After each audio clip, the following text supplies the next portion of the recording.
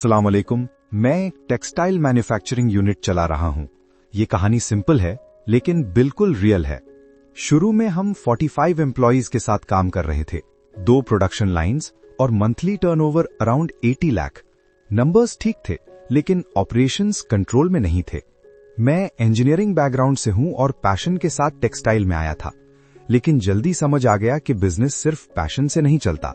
Inventory manual थी, raw material, finished goods, work in progress सब registers में। Store manager रोज 2 घंटे सिर्फ एंट्रीज करता था।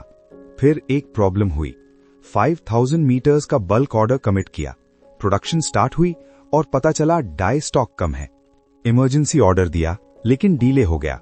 कस्टमर नाराज, पेनल्टी देनी पड़ी। लॉस सिर्फ 45,000 का था लेकिन रेप्यूटेशन का रिस्क ज्यादा था। उस दिन रियलाइज हुआ कि ये छोटी प्रॉब्लम्स मिलकर बड़ी बन रही हैं।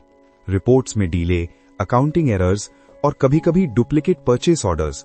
ईआरपी का सोचा लेकिन बजट लिमिटेड था। बड़ी एंटरप्राइज सिस्टम्स पॉसिबल नहीं थे और कस्टम सॉफ्टवेयर रिस्की लग रहा था। रिसर्च के बाद एक मॉड्यूलर ईआरपी मिला, रीजनेबल कॉस्ट और हमारी नीड्स के मुताबिक एडजस्टेबल। डिसीजन लिया। पहले सिर्फ इन्वेंट्री और मैन्युफैक्चरिंग मॉड्यूल्स इंप्लीमेंट किए। प्रोसेस में 3 हफ्ते लगे। पहला महीना मुश्किल था, स्टाफ को अडाप्ट करना पड़ा, थोड़ा रेजिस्टेंस भी था, लेकिन फिर फ्लो बन गया। 3 महीने बाद क्लियर रिजल्ट्स थे। इन्वेंट्री इश्यूज 70% कम, ऑर्डर साइकिल 8 दिन से 5 दिन और रिपोर्ट्स जो पहले 2 घंटे लेती थी अब 20 मिनट में। वेस्टेज 12% से 6% हो गया।